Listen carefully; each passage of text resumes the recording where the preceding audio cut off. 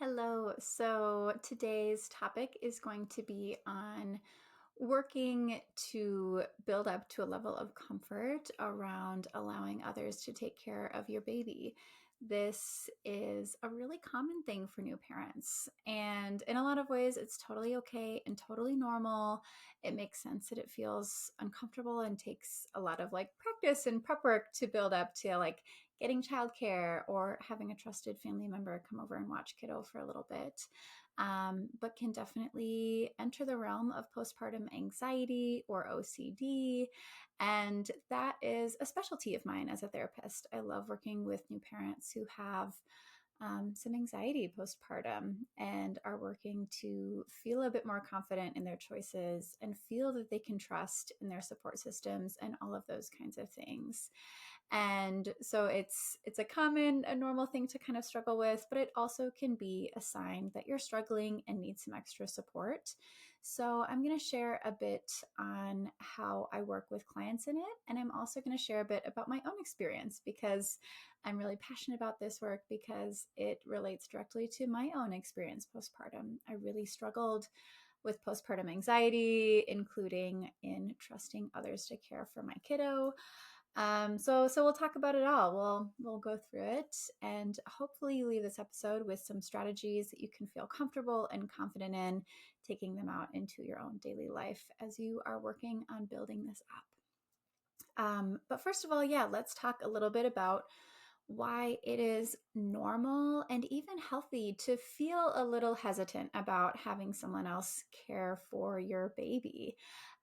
So obviously, postpartum, whether you have been the one giving birth or not, hormones are shifting and changing. Things are shifting in that way because they're supposed to, right? We're supposed to feel a little bit more cautious, a little bit more on the lookout for things because our brain knows, ooh, I'm caring for this little baby that has no defenses, that's not able to speak up for themselves, that needs a lot of support, needs a lot of very individualized care to survive, to get through the day.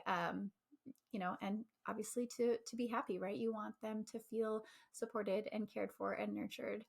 And so it's normal to feel a little bit more cautious about that, right? Of course, you're going to trust yourself or maybe your partner or some family members a lot more than someone else. And you want to be really intentional about who am I letting care for my baby because I want my baby to be cared for really well. So if you're feeling a little bit nervous about it, know that that's normal. And that is a really healthy protective factor in some ways, right? I think it can be really hard to sometimes, right, on social media, we see a whole variety of experiences that can all be normal and totally okay. But if we're a little more on the edge of feeling nervous about that, but then we see other parents who maybe can feel more comfortable allowing someone else to step in or have family members helping watch their baby so they can, get some self-care in right away. Or maybe see people be able to take trips or vacations without their little one in due time. And maybe that feels so unsettling and uncomfortable. And we kind of question, is something wrong with me? Is that okay that I'm struggling with that? And I want to name that it can be okay. Of course, it might be anxiety that plays a role in it, which I will definitely talk about. But it's okay to feel a little bit more nervous about that, to feel like you want to be around your little one a lot more. That is okay. That is healthy. It's not to say that it's not healthy for someone else to trustworthy people to care for their little one, to need time away, to take care of themselves. That's great. That's also very healthy. But there is a big continuum of what can be okay. And so if you, like me, even without my postpartum anxiety, I'd probably be on that healthy end of the continuum that maybe is a little bit more cautious, maybe isn't ready to take a lot of time away from baby earlier on when they're a newborn or in those earlier months. So there's a wide range of what can be okay. So being on that edge where it's like, ooh, this might be something you have to work on, doesn't mean that you're wrong or that something is wrong or that you have to drastically change it, right? It's okay to take a slow approach, and that's what I'm going to talk about today. And it's okay to have a different end goal than someone else might have. There's no right or wrong way to do it, just a way that feels comfortable for you in the process. Now let's talk a little bit about how sometimes postpartum anxiety or postpartum OCD, or a little combination of those two, like I experienced, might show up, that makes it a little bit more challenging. So postpartum anxiety is going to look like kind of generalized anxiety, but where we notice it spike up, at any point in growing your family, right? It might be during pregnancy or even when you're trying to conceive, as well as postpartum, which can be, especially in that newborn phase, right? You're going to notice some of those hormonal shifts potentially, but really this can last like 1, 2, 3 years after birth, and you might not notice it start up until a little bit later. So um, you might notice it pop up at a time that feels surprising for you. So just know, if you're like 6 months in and you're just noticing that pop up, that's okay. That's normal. That makes sense that it might be popping up more then. We continue to go through lots of shifts and changes, and right, those early years are a lot. And it makes sense that anxiety is going to pop its head up in those transitions. Um, but we might have more anxiety related to our baby, right? And safety, or if we're doing the right things, or trusting other people as a part of the process.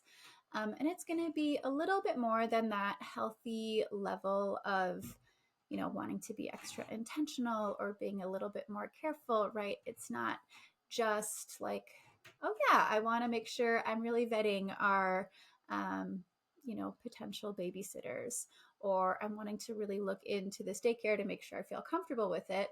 But it's a bit more of like, ooh, even the thought of having someone else watch my baby like makes my stomach turn. I feel anxious. I feel like I'm shaking a little bit. Or maybe on the OCD realm of things, it's like, oh, I'm having intrusive thoughts of something horrible happening. I really don't feel like I can trust anyone but myself in that process.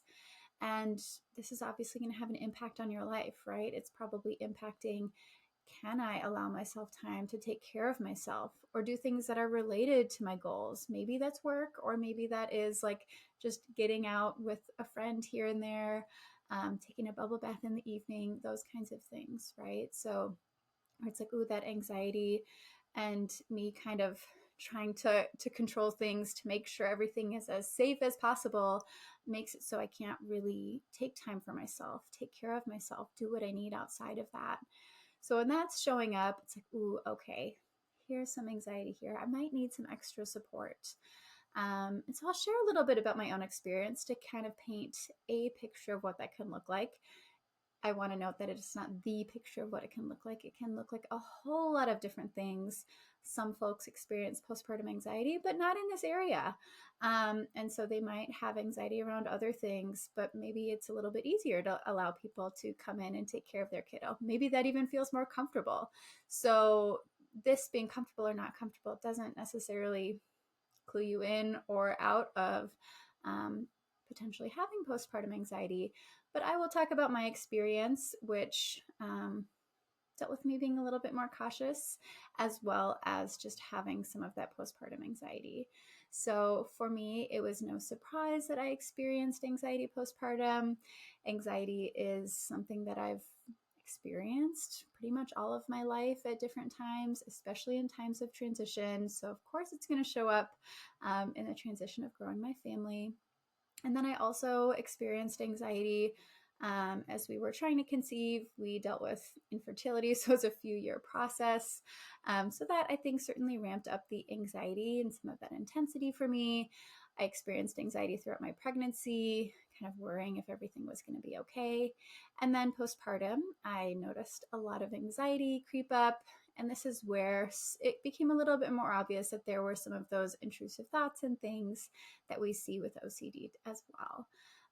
So this looked like it showed up in a lot of different areas in my life. So it was anxiety and worry about her safety during sleep. Of course, allowing other people to care for her, about her health and if everything was okay, if I was doing the right thing. So I had anxiety kind of about a lot of different things, but it was more intense in some areas than others.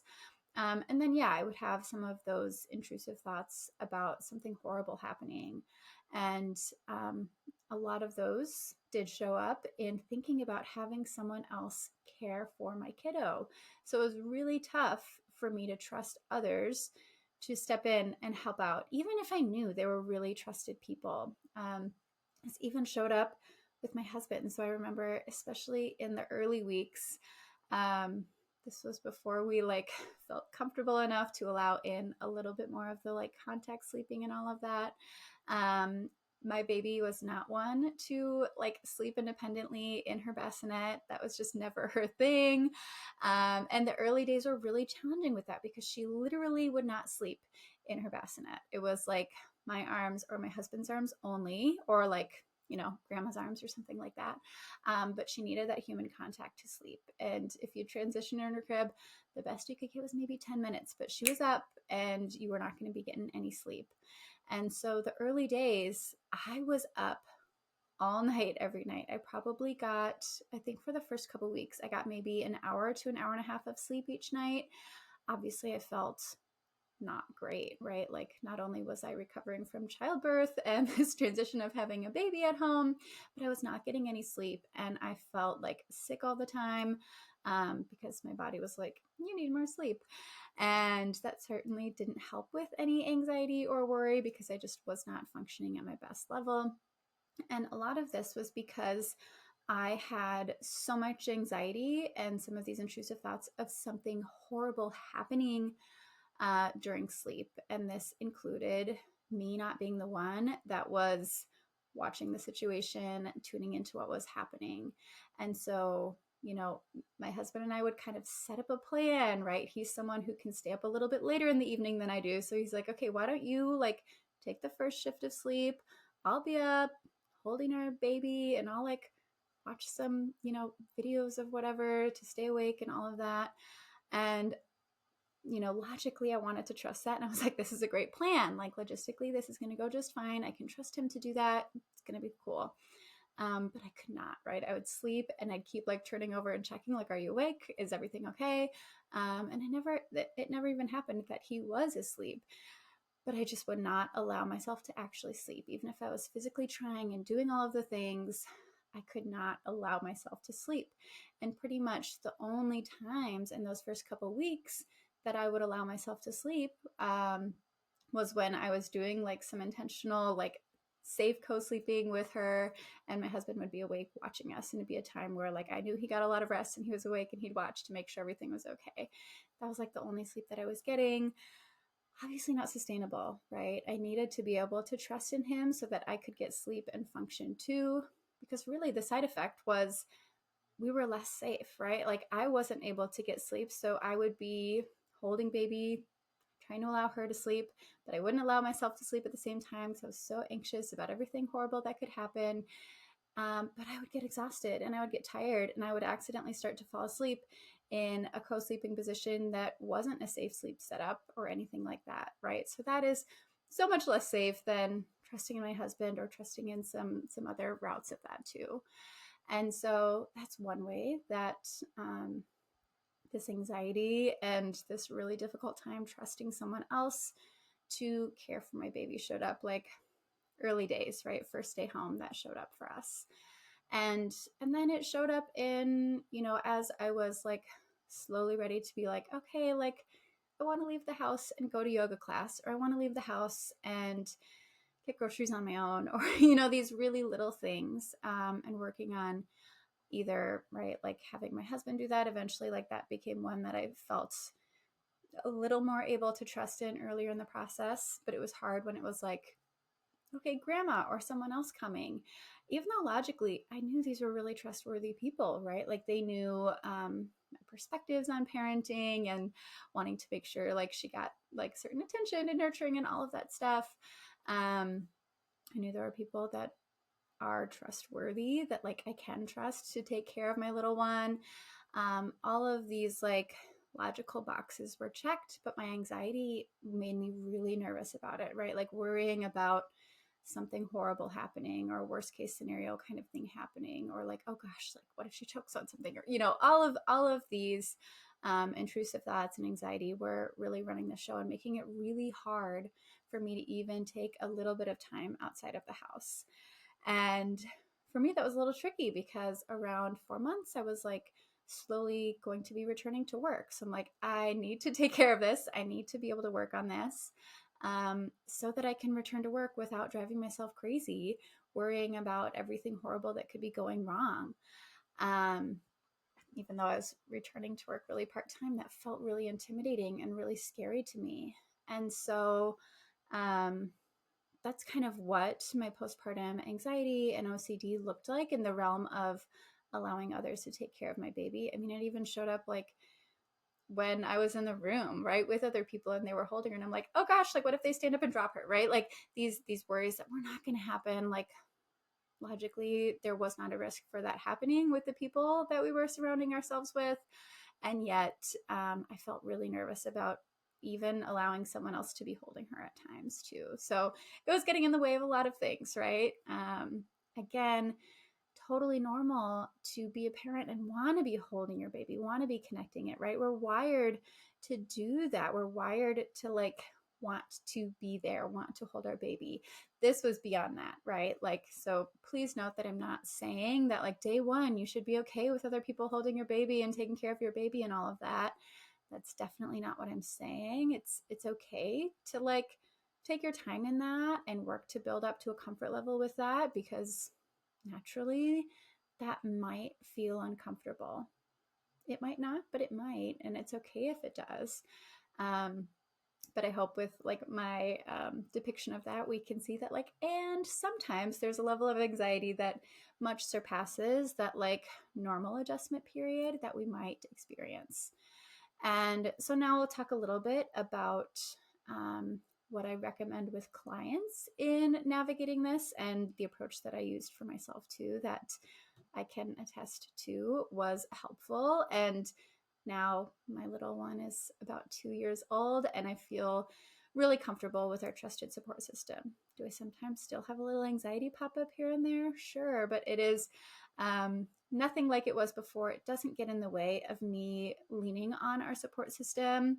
It doesn't get in the way of me feeling comfortable going to work or taking time to myself, right? So it takes time and it's a process, but I just want to like leave this little like golden nugget for you that like it's going to be okay, right? Like you can work on this and it will be okay. But first off, you might want to work with a therapist on it, right? So if you notice like, ooh, some of that anxiety stuff feels like it rings true for me. I know I'm biased because I am a therapist who works with postpartum folks. But I just can't recommend getting that support enough. I think it can be really helpful to work with not just any therapist, but someone who does this work, right? Someone who's trained in working with the perinatal population, someone who is like informed and understands postpartum anxiety. Because if you work with a therapist who like has no idea, maybe that's not on their radar, they might like recommend a super strict like CBT approach of like, you just got to challenge it and do it and like jump in the deep end with it. And that might feel kind of traumatizing and not so great. So work with someone who gets it, who you feel like, oh, I can feel comfortable with this person, and they're gonna push me in a way that feels supportive. They're going to like recommend skills and things, but they're not going to push me to a point where I don't feel ready. That feels like too much for me. So work with someone who specializes in perinatal mental health. Work with someone who you feel comfortable with. So take advantage of that like 15-minute free consult that most therapists give to see if it feels like a good fix. You want to feel comfortable with them. I know for me, it was nice to be able to like bring my baby into my therapy sessions. This was like the day of pretty much everything was virtual, but a lot of times we can still offer virtual therapy. And so that is really easy to bring your baby in. Or like myself, what I do in therapy is like bring your baby into session if you want to do an in-person session. It's a great space for little ones to be too. So work with someone who it's going to be easy for you to get into therapy with, because it's tough to like arrange for childcare if you're like, I don't feel comfortable allowing anyone else with my baby, right? So start off in a way that's going to like be doable for you. about working with a therapist is going to be helpful because they're going to like be able to guide you throughout the process, support all of the little like amounts of progress that you make along the way, and you're going to feel just cared for and nurtured in this really tough time of your life. So that is my little spiel on why therapy can be really helpful with it. I certainly returned to working with my therapist during that time. So I have a long-time therapist who I just kind of pop in during times of transition with, but I kind of scheduled more frequent sessions postpartum because I knew I was going to need them. And that was really helpful for me. And so that's one piece of the puzzle. If you notice your anxiety feels really high, really unmanageable, you might also add in medication. If you have a lot of postpartum anxiety, you might have anxiety about that medication, like if it feels safe or if you're breastfeeding, is it okay to do? There are a lot of medications that are safe to breastfeed with. If you're breastfeeding, there are a lot of medications that are safe to parent and function with. And in my experience, I started off with a pretty low dose of anxiety medication to just kind of like help reduce the intensity of that. And that was really helpful. It's not something that I've needed to be on, forever since then. But in that time where I was experiencing that surge of anxiety, that was a little bit different than my normal anxiety that generally I feel pretty adept to navigate, or I might pop into a therapy session to like process it a little bit. But like the skills and tools I have on board work really well for my anxiety when it shows up. This was something that was beyond it, that I'm like, oh my gosh, I can't do the things that I want to do, or I feel like I can't even watch a TV show because if something is referenced about something not great happening to a baby, like I just lose it and I can't like stop focusing on it all day, right? So it was impacting my functioning, and my skills did not feel like enough to like get me back to a grounded place. And so medication can be helpful if you're like, hey, I can see this, but like the skills aren't working. Talk to your doctor about some medication. You can do this, even just with your primary care physician, they're able to do that. So that might be a route you add in, even if it's just short term, to kind of help you through this initial transition. So the therapy, potentially medication, those are great things to have like as part of your toolkit here. And now I'll talk about some strategies that I think can be helpful in working to like build up your trust in that process and challenge that anxiety. So I generally recommend, and certainly did myself, a slow approach to this. Again, don't feel like you need to jump in the deep end, right? You are in this new transition. It makes sense that it feels hard. Typically in most all situations, I appreciate a gentle approach because I feel like it's a little bit easier on us. It's okay to take a slow approach. We don't have to change things overnight. It can be a little bit more sustainable if we take some like steps that feel just a little bit outside of our comfort zone. But I think especially postpartum, this kind of baby steps approach can be really nice and really needed because, again, even without anxiety, it's normal to feel a little bit more nervous or cautious about these things. Our brain is doing the right thing by telling us to be a bit more like, ooh, let's be intentional. Let's make sure we're making the right choices, right? Let's make sure we're prioritizing baby safety and all of that, right? So your brain really wants to do that. And it's not going to be healthy or feel comfortable to be like, I'm just going to shut all that off and jump on the other end. And like, maybe I don't feel comfortable even being gone for 30 minutes, but I'm going to take a weekend away and just like fix this anxiety stuff. It'll be fine.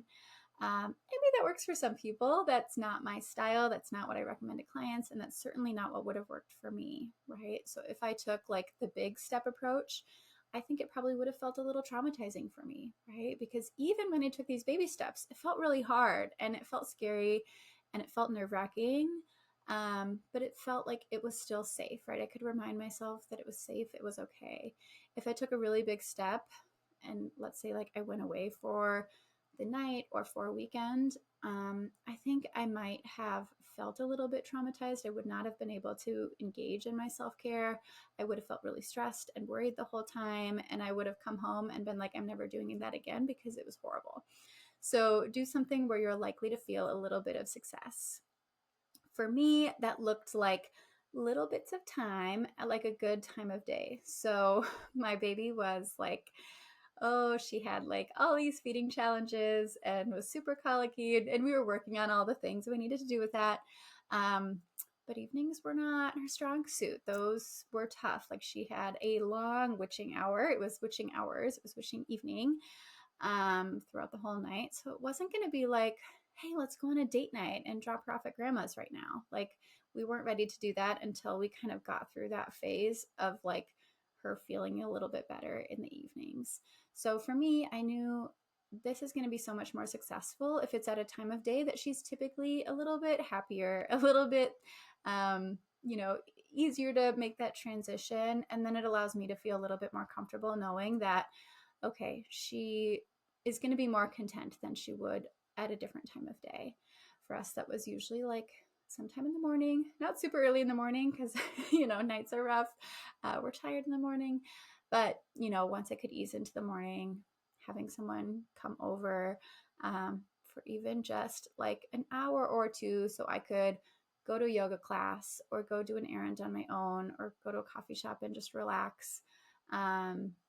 Whatever that was going to be. I think there were even a couple of times where I had like my mother-in-law come over and I was like, I just want to like tidy and clean up and organize some of this like laundry and all of this stuff. And so it might even be like, hey, I'm home and I'm around. Maybe I'm out of sight because baby's going to want me. But maybe it's like, oh, I feel a little bit more comfortable because I know if anything comes up, I'm here and I can come over when you need it.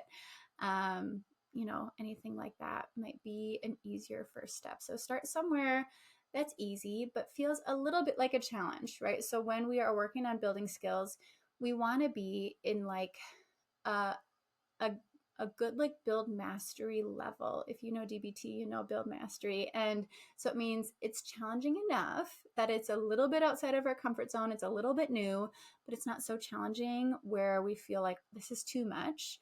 I'm not likely to be successful with this. It's going to be really stressful and overwhelming. So be in this healthy range where it's like, it's challenging, but it also feels safe.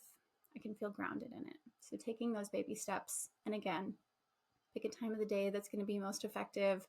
Pick someone you logically know you can trust, right? So whether it's your partner, because let's just name that it's okay if you like are having a hard time trusting your partner in this. It doesn't mean they're a bad partner. It doesn't mean they're not worthy of being trusted. It doesn't mean they're not doing a good job. It just means, ooh, my anxiety is making it hard for me to trust anyone but myself. So it might be starting off with your partner. If you're lucky like me, you have some great trusted family. We have both sets of grandparents around. Both grandmas were really great with all of that. I could trust them. Logically, everything was great there. And so it might be just someone in your support system. I'll name it's really hard if you don't have a really good support system there. So then it might be like really vetting some potential babysitters, right? And starting off with really small time. So you might have to get creative, but someone that logically you're like, okay, I can check the boxes. This is a trustworthy person. And maybe I'm doing it where I'm in earshot, I'm around if I'm needed, or I'm close to home if I'm needed, or it's a really short period of time, so I know it's going to be okay, or it's going to be in between feedings or something like that. If there's like something that feels really hard and stressful to do, like do it in a window that feels a little more okay. So it's okay if it's small, you'll build up. So do that enough times where that eventually becomes a little bit more comfortable, right? So it might be, hey, I did this for a few weeks and it feels a little bit more comfortable. It feels a little bit more okay. And then you can start to build up, right? You've had these successes. You've had these moments where your brain gets to say, okay, cool. This worked. Everyone is okay. Everything went fine. I can trust in this process. And that's really important, right? We're kind of having to like rewire our brain a little bit. Like anxiety is telling us like, you've got to worry because we don't want the worst case scenario happening. And then if we listen to that enough, we are affirming it, right? So if we say, yeah, I don't want the worst case scenario happening, so I'm not going to trust anyone else, then we're kind of reassuring it, right? Because we're like, okay, cool, nothing happened because I didn't trust anyone. My anxiety must be right. It's protecting me. Even if we're not logically thinking that, our brain still kind of is doing that. Our nervous system is doing that. And so we have to challenge that anxiety in ways that feel comfortable, or at least safe, so that we can remind our brain that the anxiety isn't needed. The anxiety is coming as a productive factor. It's doing its thing. It's trying to help us. It's just doing it in a way that's not actually helpful. And so when that shows up, we have to say, like, I'm going to challenge that thought and I'm going to try to do something a little different. And then I'm going to remind myself that it's okay. And then we can start to build up. So then you might build up by having a little bit more time, or maybe you're building up to a date night, right? Or maybe you're building up to return to work. Whatever it is that aligns with like your goals and your values is great. And here I want to really remind you that it doesn't have to look like what someone else does, right? Someone else's end goal might be going on a week-long vacation with their partner and leaving baby with grandparents. That's great. If that works, that's a wonderful goal to build up to. For me, that wasn't the goal that I wanted to build up to. I'm still not even ready for that, right? Baby's around 2, and I'm like, it's not that it's not that my anxiety says like, oh, I can't do that necessarily, but it is just that, hey, that doesn't really feel like something I super want right now, right? Like I'd love to have some family trips and things like that. That's the season that I feel really comfortable in. So there's no right or wrong in what your end goal is, but just that it feels right for you. And so that might be, again, it could be work related, it could be self-care related, all these other things, but it doesn't have to look like what someone else looks like. You get to choose that. And so slowly build up in that comfort. And if you're trying this and you're like, I just can't do this, right? Like I went out for an hour-long thing. I felt miserable the whole time. It wasn't working. That might mean maybe you need to add in or bump up medication a little bit so you can work on that. Adding in some more focused therapy, like add in some more skills that are going to help your brain to do that, and keep trying.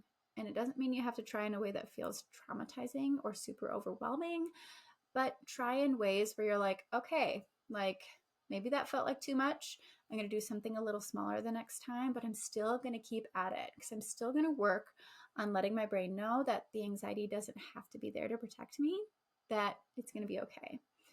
And what I tell myself and tell clients a lot of the time is like, your instincts are still there, right? Like there's no way, like, especially because the anxiety is there, but like also you're a really great parent and you love your kiddo so much and you are going to do a great job at making sure they're safe.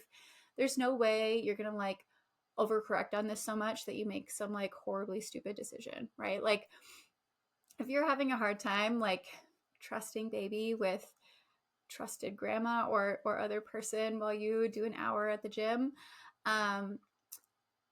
you're not going to overcorrect it and be like, okay, now I'm going to drop them off at some stranger's house and see how it goes, right? Like you're not going to make a choice that's like so out there that it doesn't even make sense, right? So do the things where you're like, okay, my anxiety shows up a little bit, but logically I know I can trust it, right? And keep at that in a way that feels safe. It might feel uncomfortable, but feels safe. And eventually you're going to get there, right? So now I'll kind of give the after picture of what that looked like. So I would say like the bulk of my postpartum anxiety, especially around trusting others to care for little one, was in that first year. That was kind of when it was the hardest for me, especially the first 6 months was the most challenging. So like I said, I returned to work super part-time around 4 months postpartum. That was really hard. And baby really struggled with it because she was still like pretty colicky. She's also like a highly sensitive girl that's got a lot of like separation anxiety, specifically with me. So that certainly added to the challenge of it. So I just want to like note, if you've got a highly sensitive kiddo, this might feel more tough because you're working on the anxiety, but you're also working on like, ooh, and they're struggling with it logistically. Even though they're safe and they're okay, it's tough, right? So initially, our childcare was just either my mom or my husband's mom, two people that like logically were doing all of the right things that we needed them to do. We're so lucky in that. I know not everyone has that, but that's what we had. And so logically, I was like, this is like the best possible setup for us. And it was still really hard, right? Like little one really struggled with those transitions. Sometimes she'd be crying for a big part of the day. I'd come up on my breaks because I thankfully worked from home initially. But it was hard. It was tough. But I kept at it slowly. And once it started to get a little bit smoother, one, baby started to get a little bit more comfortable with the process. And two, like all of the things that I was doing to help with my anxiety was starting to work, and my anxiety was lowering, and it was becoming a little bit more comfortable. Eventually, I felt ready to add a little bit more on my work plate and everything. And now we're 2 years later. I work 3 days a week, so I still work pretty part-time, but that's not because of my anxiety. It's because that feels like a sweet spot for me, and I really enjoy having that balance. But I don't feel worried at drop-offs, right? Like, yeah, there are little seasons of life where my kiddo maybe has a little more separation anxiety, maybe struggles with a little bit. But because we kept at it and we kept practicing, most of the time, those handoffs are super easy. They're great. I leave and I don't really even think about it, right? Like, I still love getting little updates of like, oh yeah, fun. She had a great time at the park or whatever. But it's not like, oh, I want those checkups because I want to make sure everything is okay. And with that, like, I also want to note, as you start practicing it for the first time, it's okay to ask for checkups, right? Like, some people might say, ooh, that's just going to reinforce your anxiety. And like, yes, I want your end goal to be like, I don't need all the check-ins. But initially, if you're like, I'm not going to leave the house, I'm not going to be able to enjoy my self-care activity unless I get a check-in every like 30 minutes to know like, hey, how's little one doing? Are we okay? Is she safe? Is she alive? And so it's okay if starting off you'd like those check-ins, and work to reduce them, right? So initially I was like, hey, let me know how she's doing. Like, especially if I was leaving the house, like I might check in and be like, hey, how's it going? But I worked on reducing that over time, right? So once I was starting to trust in the process a little bit more, I'd reduce that. And if I noticed the anxiety come up a little bit about, oh, I wonder how she is, I tried to challenge that and reassure myself that it's okay. I don't think that skill of like self-reassurance was going to work initially. That probably wouldn't have worked. I probably would have not been able to focus, and I would have just probably come home earlier, honestly. And so having those check-ins initially was helpful, and reducing it was important. So back to like now I don't need those check-ins. I love to see them because I love to see how my kiddo's doing, right? It brings me joy as her mom. But it's not like this piece of like my anxiety of like, oh gosh, is everything okay? I might have little moments if they're doing something new where I feel a little nervous, right? Of like, oh, how is that going, right? Like the first time that she maybe would go to the park with someone else, or if someone was driving her for the first time, that anxiety is going to peak up a little bit more then, because that's a new transition. It doesn't mean you're regressing and that things are going to go back to where they were for you, but there might be, oh, this is something new.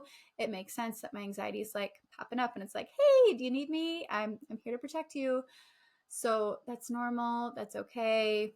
It's okay, even in those times of transition, to ask for one of those reassuring check-ins again, right? Like, hey, can you let me know when you get to the park or when you get back from the park? I just want to know how everything's going. As you're adjusting into the new transition, I think that's totally fine. That's something that I leaned on that felt helpful. But eventually, after she would do those new things a few times, I'd feel comfortable with it. I'd feel fine.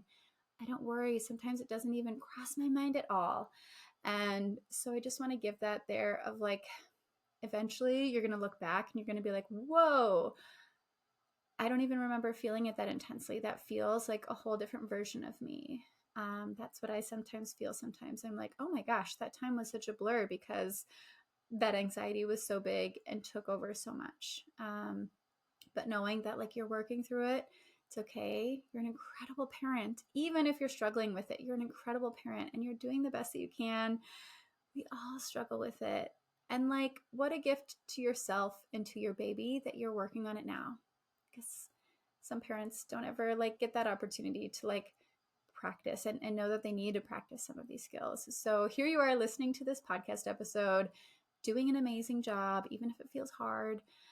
And you're doing this now rather than 10 years later, rather than never. You're doing this now. You're working on it now. It's a great gift for you and for your baby. And it's going to like serve you in so many ways, because this anxiety is probably going to pop up in transitions around daycare or kindergarten or high school or college, whatever.